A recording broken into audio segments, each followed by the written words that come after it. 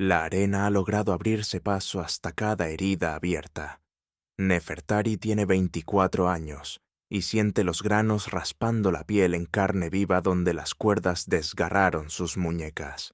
Saborea sangre mezclada con polvo en los labios partidos y huele su propio miedo, fundiéndose con el hedor animal de los burros que han arrastrado su carreta durante 11 días a través del desierto. Hasta hace 16 días, era la esposa de Amenhotep, escriba principal del templo de Amón en Tebas, una mujer vestida con lino tan fino que resultaba casi transparente, que comía en platos de fayenza, que tenía sirvientes para aceitarle la piel y trenzarle el cabello con hilos de oro.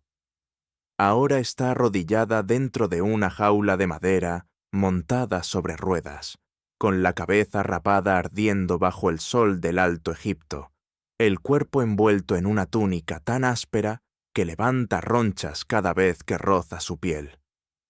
La aspereza es intencional. Se lo informaron cuando llegó a la primera estación. Una ropa demasiado fina implicaría que aún conservaba cierto estatus. Una ropa demasiado pobre sugeriría que no valía la pena transportarla. Esta textura, este nivel de incomodidad cuidadosamente elegido, la definía como lo que el tribunal había dictaminado que era. Entregada. La palabra fue pronunciada por el magistrado de manera llana, sin énfasis, sin malicia, y sin ninguna conciencia visible de que estaba terminando su vida mientras le permitía seguir respirando. Su esposo Amenhotep había sido acusado de robar del tesoro del templo. Las pruebas eran falsas. Ella lo sabía, los sacerdotes lo sabían, todos lo sabían. Pero el rival de Amenhotep, Usurhot, contaba con aliados influyentes. Y aliados influyentes significaban que las pruebas no necesitaban ser verdaderas para resultar decisivas. Amenhotep fue condenado a las minas de cobre, donde pocos hombres sobrevivían más de 2 años. Ella recibió una sentencia distinta, una que los códigos legales describían con un lenguaje tan distante y clínico que al principio no había comprendido su significado. Entregada a los soldados de la guarnición de Buen. Le pidió al magistrado que se lo explicara. Le preguntó qué significaba entregada en términos prácticos, cuál sería su estatus, qué derechos le quedarían. El magistrado la miró con algo que podría haber sido compasión o desprecio, o tal vez nada en absoluto. No tendrás estatus, dijo. No tendrás derechos. Te convertirás en propiedad comunal de la guarnición. Cada soldado, desde el comandante hasta el recluta más bajo, tendrá un derecho igual sobre tu cuerpo. Servirás a la guarnición hasta que seas liberada, o hasta que mueras, lo que ocurra primero. Ahora, 11 días después de iniciado el viaje que la lleva hacia la frontera meridional de Egipto, hacia una fortaleza al borde de la tierra nubia, donde viven 300 soldados aislados de todo lo familiar, empieza a comprender lo que esas palabras significaban en realidad. La carreta se detiene.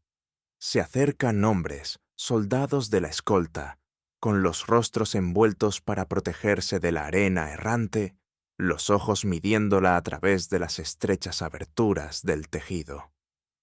La han estado midiendo desde que comenzó el viaje, calculando, juzgando, comentando en voz baja lo que sucederá cuando lleguen a Bugen y ella sea transferida formalmente a la autoridad de la guarnición. Esto no es crueldad al azar, se da cuenta lentamente, es un sistema. Es un castigo que Egipto ha perfeccionado durante siglos, una forma de borrar a una mujer sin el espectáculo de la ejecución, un método para expulsar a alguien de la sociedad respetable, mientras, técnicamente, se la mantiene con vida. La guarnición de Bugen ya ha recibido mujeres antes. Los soldados saben cómo usarlas. Los oficiales saben cómo administrarlas. Hay reglas, procedimientos, toda una burocracia de humillación que vuelve el proceso ordenado y los resultados previsibles. Un soldado abre la jaula y la arrastra hasta la arena abrasadora. Le presiona un odre de agua contra la boca, no por misericordia, sino por necesidad. Ella es carga. La carga dañada vale menos que la carga intacta. Está preservando la mercancía. 3 días más, dice. Entonces pertenecerás a Bugen. Pertenecer. Otra palabra cuyo peso apenas empieza a comprender. Bebe y graba el rostro del soldado en su memoria. Memoriza la posición de los guardias, la ubicación de los suministros, el ángulo del sol, la distancia ya recorrida. Aún no sabe cómo utilizará ese conocimiento, pero la información es lo único que no pueden arrebatarle, y tiene la intención de reunir toda la posible antes de llegar al lugar donde dejará de ser una persona y se convertirá en algo completamente distinto. Lo que estás a punto de conocer ha sido excluido deliberadamente de los relatos populares que elogian al antiguo Egipto como una tierra de pirámides y faraones, riquezas doradas y sabiduría mística. Los estudiosos que admiran el arte y la ingeniería egipcios a menudo eligen no mirar demasiado de cerca lo que esa civilización hizo con quienes expulsó. Los documentales que glorifican a Cleopatra y a Nefertiti rara vez mencionan a las mujeres cuyos nombres se desvanecieron, cuyos cuerpos fueron entregados, cuya destrucción fue tan completa que casi no quedó rastro de ellas en la historia. Esta noche aprenderás sobre el castigo que los egipcios llamaban entregar a los soldados. No una ejecución, que habría sido rápida. No la esclavitud, que al menos venía acompañada de una posición legal definida, sino algo mucho peor que ambas cosas. Una anulación total de la condición de persona, tan absoluta que la mujer que la sufrió dejó de existir en cualquier sentido significativo. Incluso mientras su cuerpo seguía funcionando, seguía siendo utilizado, seguía sirviendo, a fines que los códigos legales registraban únicamente mediante cuidadosos eufemismos. Llegarás a comprender por qué esta pena se aplicaba únicamente a ciertos delitos, especialmente aquellos que humillaban a hombres influyentes o que ponían en peligro la autoridad de poderosas instituciones religiosas. Aprenderás sobre las guarniciones fronterizas remotas a las que eran enviadas estas mujeres, fuertes aisladas donde aproximadamente 300 soldados vivían durante años sin permisos, sin familias y sin ningún contacto con mujeres consideradas respetables. Aprenderás lo que ocurría dentro de esas guarniciones, no a través de descripciones gráficas, sino mediante la fría y estructurada realidad conservada en las fuentes supervivientes. Conocerás a las mujeres que lo soportaron, porque algunas lo soportaron, emergiendo después de años de servicio en una sociedad que no tenía idea de lo que habían vivido y carecía de lenguaje para describir lo que les había sido hecho. Aprenderás qué fue de esas sobrevivientes, cómo intentaron reconstruir sus vidas a partir de fragmentos rotos, cómo algunas eligieron el silencio mientras otras optaron por hablar, y cómo los relatos que permanecen fueron casi siempre moldeados por escribas masculinos con sus propios motivos para registrar ciertos detalles y ocultar otros. Aprenderás por qué los textos egipcios mencionan este castigo tan rara vez y por qué el lenguaje legal que lo autorizaba era tan impreciso que los estudiosos han debatido su significado durante décadas. Aprenderás que esta imprecisión fue intencional, que el castigo fue diseñado para ser inenarrable en sentido literal, algo que los egipcios respetables evitaban nombrar directamente, porque hacerlo los obligaría a enfrentar realidades que preferían no ver.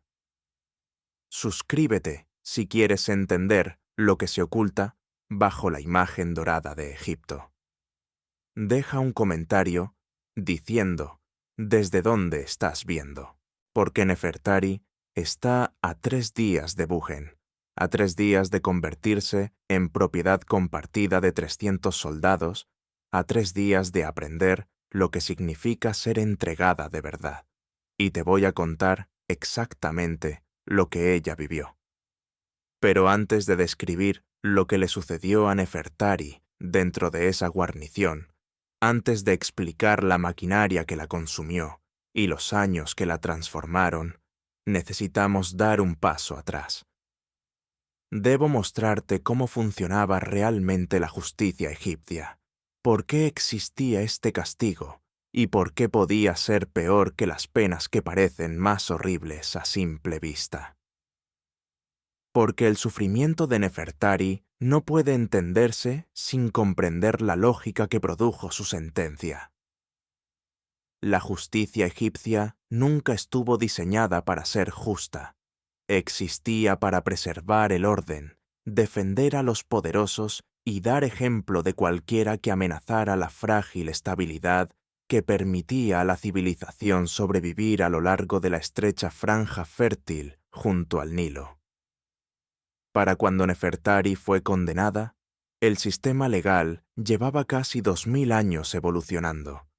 Era complejo, altamente burocrático y completamente registrado en documentos que permiten a los historiadores modernos reconstruir su funcionamiento en detalle. Los egipcios creían en la Ma'at, el principio cósmico de equilibrio y justicia, y creían que sus leyes expresaban este principio, que el castigo no era solo práctico, sino cósmicamente correcto. Esa creencia les permitía cometer actos de extrema crueldad mientras permanecían completamente convencidos de su rectitud moral.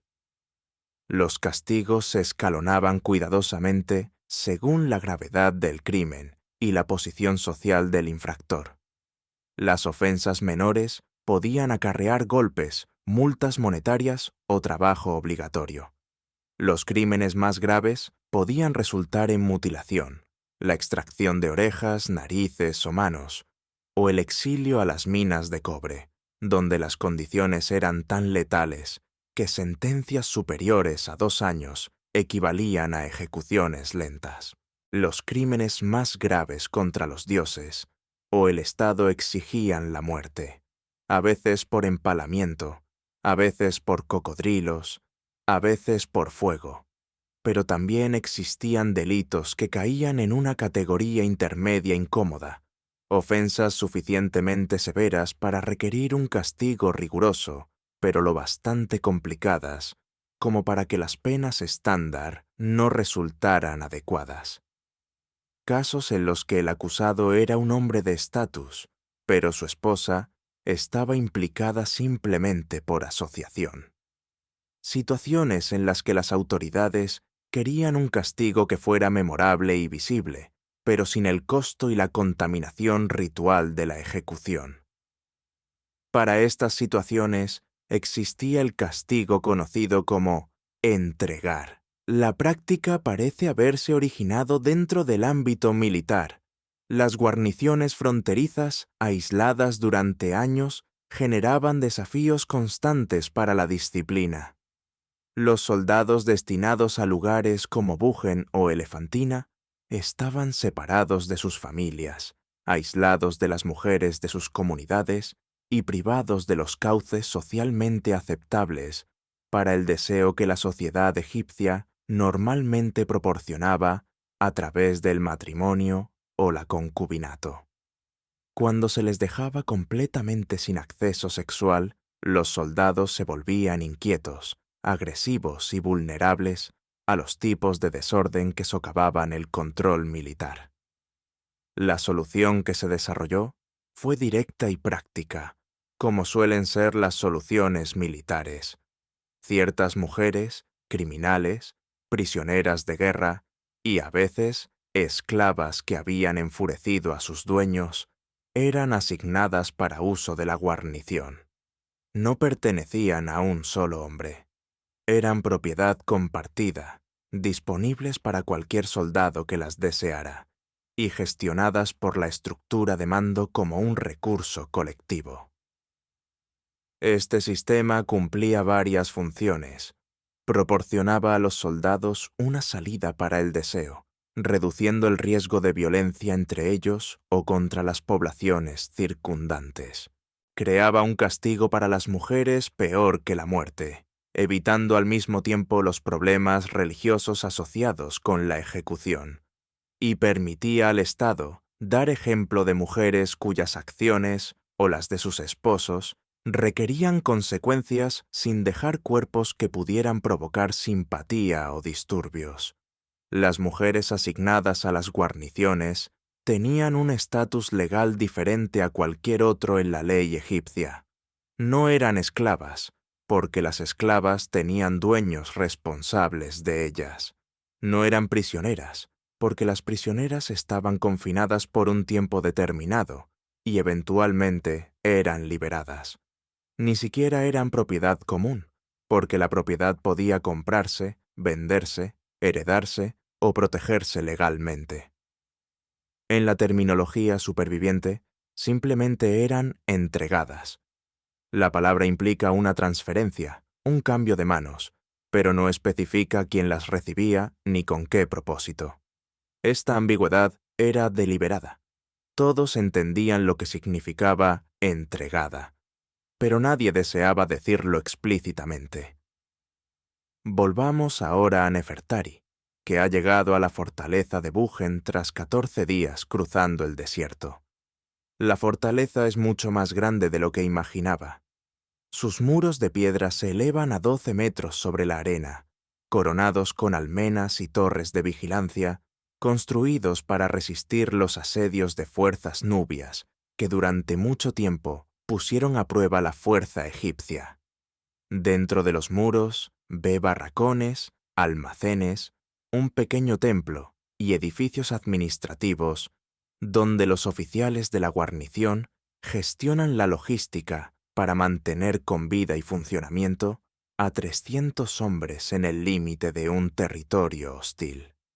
Su escolta la entrega a un oficial de la guarnición que revisa documentos, anota en una tablilla y da la señal para que la lleven a un edificio cercano al muro occidental. Ella memoriza la ruta, la posición de los guardias y el plano de la fortaleza, mientras es conducida por calles que caen en silencio al pasar. Los soldados ya conocen su propósito. Han encontrado mujeres como ella antes. El edificio cercano al muro occidental es pequeño, aproximadamente 6 por 9 metros, dividido en una sala principal y una cámara más pequeña en la parte trasera. La sala principal contiene camas, esteras toscas apoyadas contra las paredes, mantas desgastadas, algunos taburetes de madera.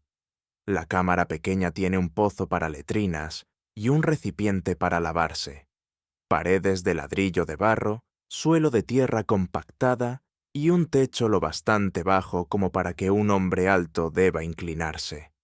Una mujer emerge de las sombras. Parece tener unos 35 años. Su rostro está marcado por el tiempo. Su cuerpo muestra señales que Nefertari reconoce de sus propias lesiones durante el transporte. Pero son sus ojos los que capturan la atención de Nefertari. Son planos, vacíos, los ojos de alguien que lo ha visto todo y se ha retirado dentro de sí misma, inalcanzable. «Soy Hanat Mehit», dice. «He estado aquí 6 años. Te enseñaré cómo funciona esto». «¿Cuántas son ustedes?», pregunta Nefertari. «3, ahora que has llegado. Éramos 4 hasta el mes pasado. Sidmud murió. Fiebre», dijo la comandante. Pero Nefertari sabe que no fue fiebre. Procesa la información. 3 mujeres para 300 soldados. Las implicaciones son abrumadoras. «¿Cómo sobrevivimos?», pregunta. La expresión de Hanat Mehit permanece inalterable. «La mayoría no lo hace. El promedio es de 2 años. Yo he durado 6 porque aprendí cosas que las demás no. Te enseñaré, si puedes aprender». «¿Qué cosas?», insiste Nefertari. ¿Cuáles soldados son peligrosos? ¿Cuáles son simplemente crueles? ¿Qué oficiales pueden protegerte a cambio de exclusividad? ¿Cómo preservar tu salud cuando todo aquí está hecho para destruirla? ¿Cómo permanecer tú misma por dentro cuando todo afuera intenta borrarte? Señala una estera. Descansa. Esta noche el comandante te convocará. Afirma tener acceso prioritario a todos los recién llegados. Después de eso, quedarás disponible para la guarnición. La primera semana es la más dura. Sobrevive a eso, y quizá logres durar más. Nefertari se sienta sobre su estera asignada. La tela áspera raspa sus piernas ya sensibles. Afuera, escucha a los soldados llamando. El cláter de equipo, los sonidos ordinarios de la vida militar que formarán el fondo de su existencia durante todo el tiempo que dure. ¿Qué te pasó a ti?, pregunta a Hanat Mejid. ¿Cuál fue tu delito? Mi esposo era un sacerdote que se oponía a la política incorrecta. Lo enviaron a las minas. A mí me mandaron aquí. Hace una pausa. Murió el primer año. Un oficial de suministros me lo dijo, esperando que eso me hiciera obediente. ¿Funcionó? No, nada hace esto aceptable, nada nos hace más cooperativas, pero lo soportamos porque la alternativa es la muerte, y morir aquí es fácil. Vivir es difícil. Yo elegí lo difícil. Se retira a su propia estera, dejando a Nefertari con preguntas que aún no puede formular. El comandante se llamaba Kemwaset, distinto a lo que Nefertari esperaba. Quizá tenía 50 años, con el porte de un soldado de carrera y ojos cansados por años pasados en lugares donde no deseaba estar. Sus aposentos eran austeros, según los estándares de un oficial egipcio. Mobiliario funcional, un pequeño santuario a Amón, ninguna otra decoración, ninguno de los lujos que los hombres de su rango suelen acumular. Se sentó tras una mesa cubierta de documentos, observándola acercarse con expresión neutral. «Siéntate», dijo, señalando un taburete frente a él. Ella se sentó. El taburete era bajo, obligándola a mirar hacia arriba, un refuerzo deliberado de la dinámica de poder. Pero su tono no era severo, y sus ojos, al encontrarse con los de ella, contenían algo más allá del cálculo depredador que había visto en otros hombres desde su condena. «Eres Nefertari, esposa de Amenhotep, antiguo escriba principal del templo de Amón». «Sí, lo soy. Tu esposo fue condenado por robar del tesoro del templo». Las pruebas apuntaban a una trampa urdida por un rival llamado Userhat, que tenía vínculos con la facción del sumo sacerdote. «Tu esposo fue enviado a las minas de cobre. Tú fuiste enviada aquí», dijo. Nefertari no esperaba que conociera los detalles concretos de su caso. No esperaba que reconociera que Amenhotep había sido inculpado, que pronunciara en voz alta lo que todos sabían, pero nadie se atrevía a admitir.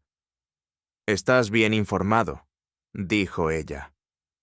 «Considero mi deber saber quién es enviado a esta guarnición y por qué», respondió. «Me ayuda a entender con qué estoy tratando». Se recostó. «También estudio las corrientes políticas en Tebas. Userhat es peligroso. Destruyó a tu esposo para eliminar a un rival, y te destruyó a ti para asegurarse de que nadie con conocimiento de la inocencia de tu esposo permaneciera en una posición capaz de causar problemas. ¿Por qué saber que él era inocente no cambia nada? Porque la justicia y la verdad no son lo mismo. La justicia es lo que decretan los tribunales. La verdad es lo que realmente ocurrió. Egipto funciona con justicia, no con verdad. He aprendido esto durante 30 años de servicio». Se levantó, sirvió vino en 2 copas desde un armario y le entregó una. Un gesto tan inesperado que estuvo a punto de dejarla caer. «Ahora eres propiedad comunal de esta guarnición», dijo. «La ley es clara respecto a lo que eso implica. No tienes estatus, no tienes derechos, no tienes protecciones salvo las que yo decida concederte. Cada soldado, desde los oficiales hasta el recluta más bajo, tiene el mismo derecho sobre tu cuerpo. Lo entiendo, dijo ella. No creo que lo entiendas. Aún no. Volvió a sentarse, el vino intacto. Aquí viven 300 soldados. La mayoría lleva años destinada, sin permisos, sin familias, sin contacto con mujeres, salvo aquellas asignadas para uso comunal. No son hombres malvados, pero las condiciones aquí eliminan las restricciones normales. Lo que te ocurra no será solo resultado de la crueldad. Es el sistema, los números, el hecho de que 300 hombres sin otras salidas tendrán acceso a una sola mujer. Entonces, ¿por qué decirme esto? ¿Por qué ofrecer vino? ¿Por qué hablar como si fuera una persona y no una carga? Kemwaset hizo una larga pausa antes de responder. Porque estoy cansado, admitió. Cansado de este destino, cansado de este sistema, cansado de fingir que lo que sucede aquí es justicia y no brutalidad organizada. He comandado esta guarnición durante 12 años. 11 mujeres llegaron como tú. 3 sobrevivieron y fueron liberadas. 8 murieron. No salvé a ninguna. Quizá tampoco pueda salvarte a ti, pero puedo reconocerte como una persona que entra en una máquina, en lugar de fingir que la máquina es justa. ¿Qué pasó con las 3 sobrevivientes?, preguntó Nefertari. ¿Fueron liberadas cuando sus sentencias terminaron o cuando las circunstancias políticas cambiaron y mantener el castigo se volvió inconveniente? Regresaron a Egipto. Lo que ocurrió después, no lo sé. ¿Cuánto dura mi sentencia? No tienes plazo. Permanecerás aquí hasta que seas liberada o hasta que mueras. La liberación requiere que alguien con influencia en Tebas presente una petición. Dado que Yuserhat tiene influencia y tú no tienes ninguna, no esperaría una liberación a menos que las circunstancias cambien de forma drástica. Nefertari asimiló las palabras. Sin término fijo, sin expectativa de libertad, solo resistencia hasta la muerte o un cambio imprevisible. Dijiste que no puedes salvarme, y aún así, algunas sobrevivieron. ¿Qué las hizo diferentes? Kemwaset la miró, quizá con aprobación. Encontraron propósitos, dijo. Razones para continuar más allá de la mera supervivencia. Construyeron estrategias para afrontar lo que les tocó vivir. Formaron alianzas, conmigo, con otras mujeres, a veces con soldados menos crueles que podían servir como protectores. ¿Me protegerás? Haré lo que pueda dentro de mi autoridad. Soy el comandante de esta guarnición, pero estoy sujeto a reglas que no puedo quebrantar abiertamente. Puedo reclamar el primer acceso a las recién llegadas. Eso se espera. Puedo asignar tareas que limiten tu exposición a la población general. Puedo disciplinar a soldados que dañen en exceso la propiedad de la guarnición. «Propiedad», repitió ella. «Eso es lo que soy. Eso es lo que declara la ley. Lo que soy dentro de mi mente me pertenece solo a mí». Se levantó, indicando que la entrevista había terminado. «Esta noche te quedas aquí, en mis aposentos. Mañana te trasladan al edificio de las mujeres y quedas disponible para la guarnición. Usa esta noche para descansar, para pensar, para prepararte». ¿Prepararme para qué? No lo describiré. Lo aprenderás pronto. Pero ten esto en cuenta. La primera semana es la más dura. Sobrevívela y tendrás una oportunidad. Ríndete durante ella y no durarás ni un mes. Se dio la vuelta, despidiéndola hacia la pequeña cámara anexa a sus aposentos, donde pasaría lo que quizás sería su última noche, como algo distinto de propiedad comunal. Se tendió en la cama que él le proporcionó, con sábanas reales bajo su cuerpo, el último consuelo que conocería durante quién sabe cuánto tiempo. e intentó prepararse para una realidad que aún no podía imaginar. La mañana trajo aquello que Kenwasset se había negado a describir. Fue llevada al edificio de las mujeres y presentada formalmente a su lugar dentro de la guarnición. La introducción fue realizada por la tercera mujer, una más joven llamada Merit, que había llegado 2 años antes y sobrevivido gracias a una mezcla de suerte y a la protección de un sargento que la reclamaba con más frecuencia que a otras. «Hay patrones», explicó Merit. «Los soldados actúan en oleadas. Al amanecer, cuando releva la guardia nocturna. Al mediodía, cuando los hombres fuera de servicio tienen horas libres. Por la tarde, después de la comida principal. Tarde en la noche, cuando quienes no pueden dormir se agitan inquietos. ¿Cuántos en un día? Varía, a veces 10, a veces 30. Durante los festivales, cuando fluye el vino, los números pueden aumentar. Los peores momentos siguen a una incursión nubia, cuando los soldados regresan aún cargando la agresividad del combate. Esas noches son difíciles». Nefertari almacenó cuidadosamente esta información. Los patrones significaban previsibilidad. La previsibilidad ofrecía la posibilidad de estrategia. «¿Quién es el más peligroso?», preguntó. «Un sargento llamado Senefer. Afirma ser hijo de un noble de Memphis, aunque nadie le cree. Disfruta causando dolor. Solicita mujeres específicas para dañarlas. Sidmut, la que murió, era su favorita. Lo que le hizo es la razón por la que murió. ¿Cómo se sale con la suya? Es cuidadoso. Sabe hasta dónde puede dañar sin obligar a Kenwasset a intervenir. Conoce las reglas, los resquicios, las formas de destruir a una mujer lo suficientemente despacio como para que parezca desgaste y no abuso. ¿Y el comandante permite esto?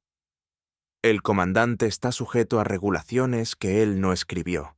Senefer tiene padrinos en Tebas, familiares con cargos administrativos menores. Castigarlo requiere papeleo, procesos y justificación. Kenwasset hace lo que puede. Asigna a Senefer a tareas que lo mantengan ocupado, limita su acceso, advierte a las mujeres que eviten atraer su atención, pero no puede eliminar la amenaza por completo. Nefertari memorizó el nombre, Senefer, el peligro específico en un mar de horror. ¿Y la protección? Mencionaste cultivar soldados menos brutales. Algunos hombres son capaces de apego. Si logras identificar a uno y volverte valiosa para él, más allá de lo físico, puede reclamarte con frecuencia suficiente para que otros tengan menos acceso. No es seguridad, pero es mejor que estar disponible para todos por igual. ¿Cómo los reconozco? Aprenderás. Algunos son obvios, dudan, te hablan como a una persona, muestran incomodidad con sus actos. Otros esconden su humanidad tras máscaras y debes observar las grietas. La conversación se interrumpió con la llegada de los primeros soldados del día, hombres saliendo de la guardia nocturna, irrumpiendo en el edificio esperando lo que les aguardaba. Merit guardó silencio. Hanat Mehit, escuchando desde el otro lado de la sala, se desvaneció en un rincón con la invisibilidad práctica de la experiencia. Nefertari enfrentó lo que venía con los ojos abiertos, una mente activa y la determinación de sobrevivir endureciéndose en algo frío en su pecho. Aprendería los patrones, identificaría peligros, detectaría las grietas en las máscaras y explotaría cualquier ventaja que surgiera. Mostraría lo que se requería fuera mientras mantenía intacto su interior. Sobreviviría. Ahora es necesario explicar algo sobre las guarniciones fronterizas egipcias para entender la experiencia de Nefertari. Los fuertes a lo largo de la frontera sur de Egipto con Nubia eran más que puestos militares.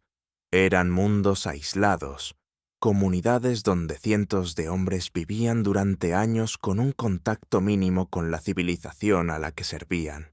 Estaban destinados allí porque Egipto necesitaba controlar rutas comerciales que traían oro, marfil, ébano y esclavos del sur. Permanecían porque la rotación era costosa y compleja. Estas condiciones definían la vida en las guarniciones. Los hombres estacionados en Bugen y en fuertes similares no eran voluntarios. Eran reclutas, obreros obligados al servicio militar. Delincuentes menores recibían servicio en el ejército como un castigo menor. Ocasionalmente, soldados profesionales que habían enfadado a alguien poderoso eran exiliados a la frontera. No querían estar allí. Estaban atrapados, como Nefertari, aunque en jaulas más grandes y con un estatus nominal diferente. Este encarcelamiento compartido creó una psicología particular. Los soldados resentían su posición. No podían dirigir esta ira hacia los comandantes ni hacia el sistema que los atrapaba, pero sí podían dirigirla hacia abajo, hacia esclavos, nubios capturados y las mujeres asignadas a ellos. Las mujeres se convirtieron en objetivos de frustraciones que no les eran personales. Se convirtieron en objetos para que los soldados descargaran ira, humillación e impotencia que no podían expresar de otra manera de forma segura. La violencia no era puramente sexual, era emocional, psicológica. Una liberación compleja comprimida por las condiciones de la guarnición en un potencial explosivo. Los comandantes entendían esta dinámica y la gestionaban en consecuencia. Sabían que las mujeres servían como válvulas de presión, que la crueldad del sistema era funcional y que perder 3 mujeres a lo largo de los años era un costo aceptable para mantener control sobre 300 hombres que de otro modo podrían volverse ingobernables. Esta era la lógica que produjo el destino de Nefertari. No solo la crueldad individual, aunque la crueldad ciertamente existía dentro de ella, sino la lógica institucional, la fría aritmética del control, la comprensión de que las presiones de la vida en la guarnición debían ser absorbidas por alguien, y que las mujeres sin estatus, sin derechos ni existencia legal, eran la solución más eficiente. El sistema era intencional. El sistema se mantenía. Consumía a mujeres como Nefertari a un ritmo constante y predecible, tratando ese consumo como un costo operativo aceptable. Esta era la maquinaria en la que había sido colocada. Esto era lo que ahora tenía que soportar. La primera semana se desarrolló exactamente como Kenwasset había advertido. Nefertari describió ese período, cuando finalmente relató su historia, como una especie de disolución. La frontera entre ella misma y lo que le hacían parecía desdibujarse, suavizarse, amenazar con desaparecer por completo. Se sintió retirándose hacia un pequeño refugio oculto en lo profundo de sí misma, un santuario donde podía esperar los ataques como se espera una tormenta de arena, sabiendo que eventualmente pasaría, creyendo que si se hacía pequeña y permanecía inmóvil, podría sobrevivir. Aprendió a contar a los hombres que la usaban durante esa primera semana. 37, según su cálculo, aunque algunos regresaron más de una vez, y sabía que el número podría no ser exacto. El tiempo perdió su forma. Los encuentros individuales se disolvieron en una experiencia continua, de uso sin bordes claros. Pero contaba porque contar imponía estructura, un marco numérico que reemplazaba el sentido del yo, que sentía desvanecerse. Aprendió a observar quién era violento y quién simplemente indiferente, quién hablaba y quién guardaba silencio, quién miraba su rostro y quién no podía sostener su mirada. Estas observaciones se convirtieron en información, y la información se convirtió en estrategia. Identificó a Senefer, el sargento sobre quien Merritt le había advertido.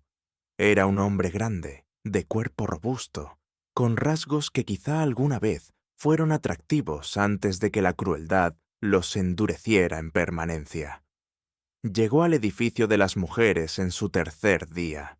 Algo en la forma en que su mirada la recorrió le indicó que había llamado su atención, que la cautela sería esencial. Ese día no la eligió a ella. Eligió a Enud Mehit en su lugar. Desde la cámara más pequeña, Nefertari no escuchó gritos. Enud Mehit había aprendido que gritar solo lo alentaba, sino los sonidos apagados de impactos y dolor amortiguado que confirmaban todo lo que Merritt había dicho.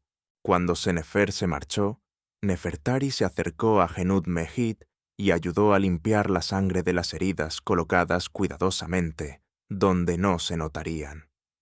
Enud Mehit aceptó la ayuda en silencio, sus ojos vacíos, su rostro inescrutable. «Estaba probando», dijo finalmente Enud Mehit. «Probando si interferirías, si le darías una excusa para añadirte a sus intereses». «Casi lo hice», admitió Nefertari. «Lo sé.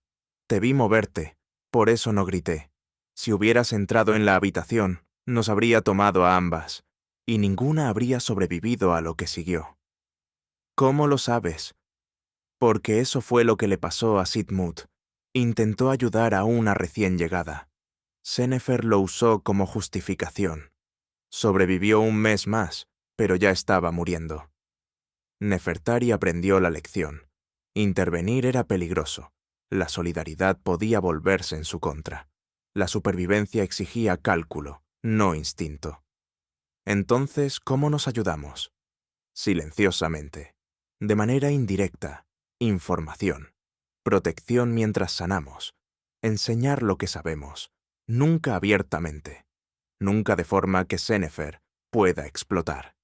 Esta se convirtió en la primera de muchas reglas para sobrevivir dentro del edificio de mujeres. 2 meses después de la llegada de Nefertari, encontró la primera grieta que había estado buscando. Su nombre era Baki, un escriba menor asignado a las oficinas administrativas de la guarnición. Tenía unos 25 años, joven para su rol, enviado a Bugen como castigo por un error menor que había irritado a alguien superior en Tebas. A diferencia de la mayoría de los soldados de carrera de la guarnición, poseía educación, perspectiva, restos de refinamiento que el servicio fronterizo aún no había borrado.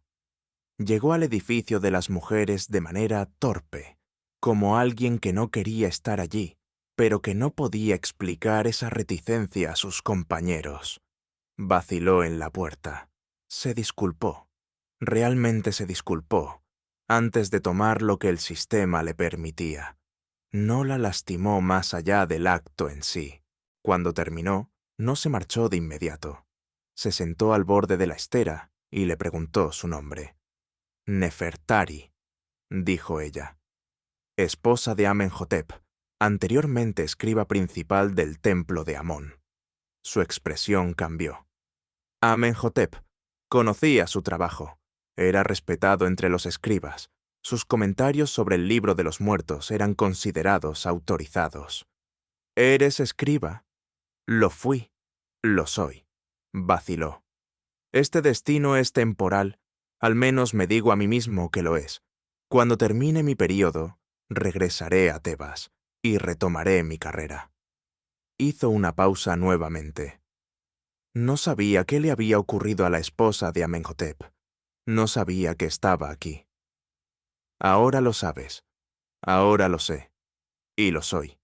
Dejó que las palabras se desvanecieran, incapaz de encontrar un lenguaje que pareciera suficiente para lo que estaba enfrentando. Lo siento. Sé que eso no significa nada. Pero lo siento. Significa algo, respondió Nefertari. Significa que me ves como persona. La mayoría de ellos no lo hace. Así comenzó todo. En las semanas siguientes, Baki empezó a regresar al edificio de mujeres con más frecuencia, eligiendo cada vez a Nefertari. y ocupando suficiente de su tiempo como para que el acceso de otros soldados se viera algo limitado. Traía pequeños regalos, comida extra tomada del comedor de oficiales, una manta más suave que la áspera asignación estándar, y finalmente, libros, rollos de papiro tomados en secreto de la modesta biblioteca de la guarnición. Ella los leía en secreto durante las breves pausas entre demandas, deslizándolos bajo su estera cada vez que se acercaban pasos. Hablaba de ellos con Bucky durante sus visitas, conversaciones que debían parecer surrealistas, discusiones literarias sostenidas, tras encuentros que ninguno de los dos deseaba, pero que el sistema requería. No estaba simplemente usándolo, o mejor dicho, lo estaba usando, pero también le estaba sinceramente agradecida, genuinamente conectada con él de la manera en que las personas desesperadas se unen a quienes reconocen su humanidad. Él era su vínculo con el mundo que había perdido, el reino de las letras, las ideas y la conversación significativa que existía más allá de la mera supervivencia. Y también era su escudo. No protección absoluta. Seguía siendo accesible para otros y sujeta a hombres que la veían solo como una función, pero sí protección parcial, suficiente para dejarla respirar, suficiente para preservar la estructura interna que la mantenía de disolverse por completo. Él lo notó. «Has encontrado un patrón», dijo una noche cuando estaban a solas en el edificio. «Eso es bueno. Puede ayudarte a sobrevivir». «¿Eso es lo que hiciste? ¿Encontraste un patrón?» «Lo intenté. 3 veces. El primero murió en una incursión nubia. El segundo fue reasignado a otro destino. El tercero se quedó en silencio un momento. El tercero se convirtió en algo distinto a un patrón, algo que exigía que aceptara cosas que no quería aceptar a cambio de una protección que no podía permitirme perder. ¿Qué le pasó? Todavía está aquí. Todavía me reclama regularmente. He aprendido a darle lo que necesita, y él ha aprendido a protegerme de lo peor que la guarnición puede ofrecer. Su voz era plana, sus ojos vacíos. No es vida, pero es supervivencia. Nefertari comprendió que esto era importante. Entendió que sobrevivir en ese lugar requería transacciones que iban mucho más allá de lo obvio, que las alianzas dentro del edificio tenían capas y complicaciones que las explicaciones simples nunca podrían captar. También entendió que haría todo lo que fuera necesario. Esa decisión se había tomado en la primera semana, cuando la disolución casi la había consumido, cuando la rendición apareció con una claridad casi reconfortante. Había elegido la supervivencia. Seguiría eligiendo la supervivencia, sin importar el costo. 6 meses después de su llegada, el patrón emergente se rompió. Una nueva mujer llegó a Bujín. Su nombre era Iset Nofret, y tenía 17 años. Su crimen era simple. Era hija de un administrador provincial que había apoyado al bando equivocado en una lucha política. Su padre había sido ejecutado, su madre enviada a otra guarnición. Ella misma había sido asignada a Bujín. Llegó en peor estado que Nefertari. La escolta no había tratado la mercancía con cuidado, y su cuerpo mostraba moretones y cortes que tardarían semanas en desaparecer. También llevaba un terror tan abrumador que apenas podía hablar, apenas moverse, apenas comprender lo que estaba sucediendo. Cuando Nefertari la miró, vio algo dolorosamente familiar. Vio el comienzo de la disolución, la retirada hacia un pequeño refugio interior, la rendición que terminaría en destrucción en pocas semanas si nada la interrumpía. Recordó lo que Genut Mehit había dicho sobre Sidmut, sobre el peligro de la intervención abierta, sobre cómo Senefer había convertido la solidaridad en un arma. pero también recordó su propia decisión, que la supervivencia requería propósito, que la resistencia sin sentido se convertía solo en una forma más lenta de muerte. Esta joven podía ser ese propósito. «Te enseñaré», le dijo a Iset Nofret esa noche, después de que pasara la primera oleada de soldados y el edificio quedara brevemente en silencio. «Te mostraré lo que he aprendido, cómo manejar este lugar, cómo sobrevivirlo, cómo mantenerte a ti misma por dentro cuando todo afuera intenta borrarte». ¿Por qué? La voz de Iset Nofret era apenas un susurro.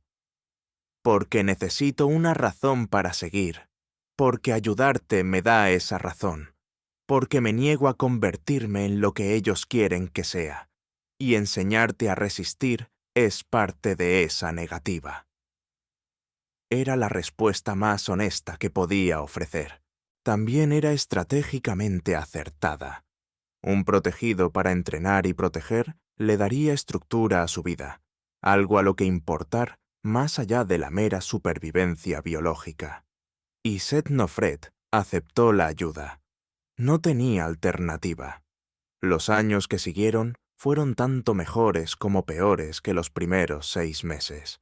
Mejores porque los patrones ya estaban establecidos, las protecciones aseguradas, las estrategias probadas y confirmadas. Nefertari conocía la guarnición, sabía qué soldados cultivar y cuáles evitar.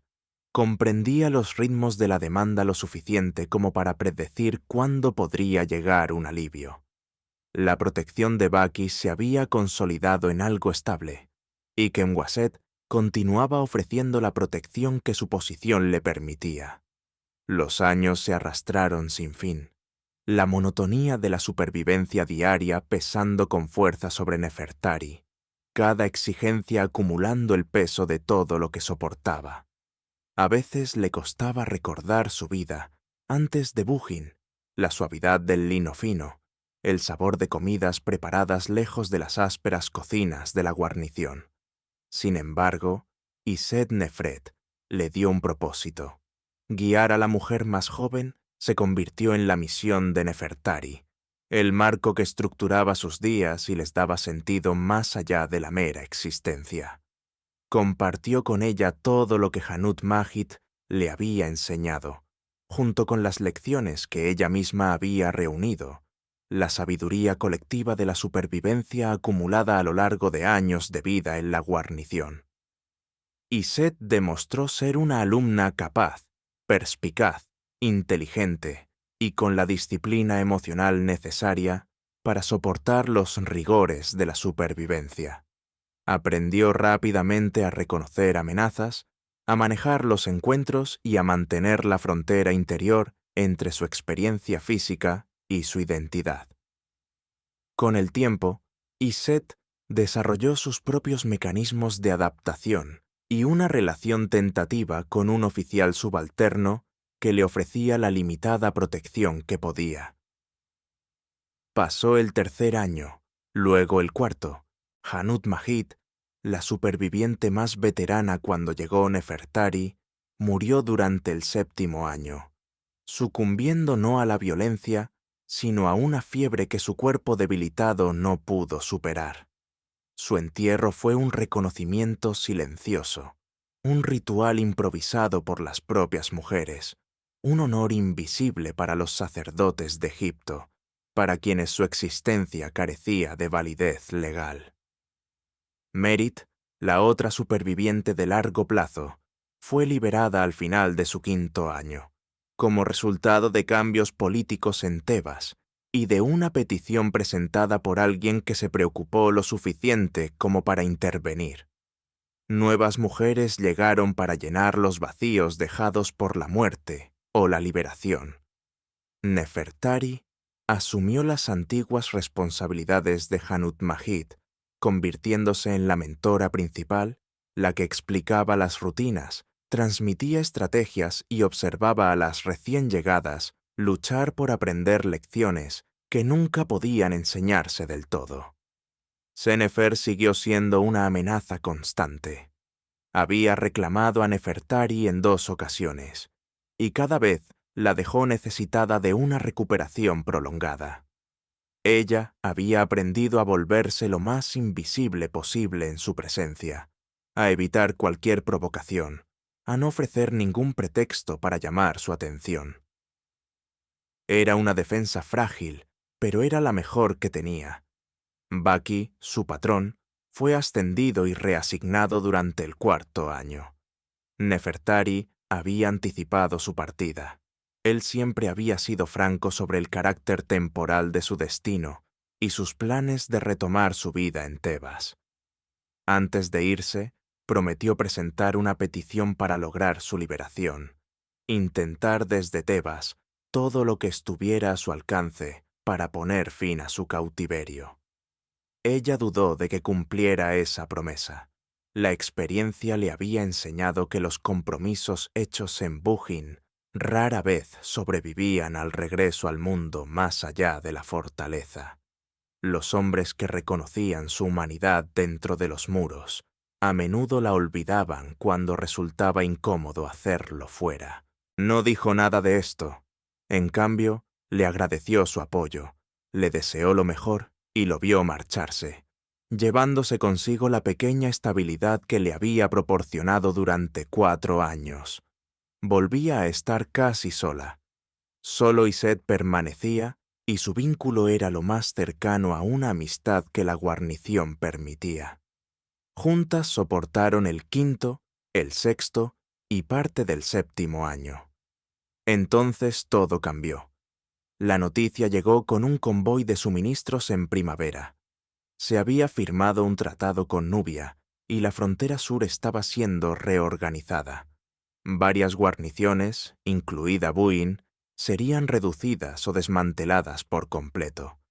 Los soldados rotarían de regreso a Egipto, la fortaleza operaría con una dotación mínima y las mujeres asignadas a puestos disueltos serían liberadas.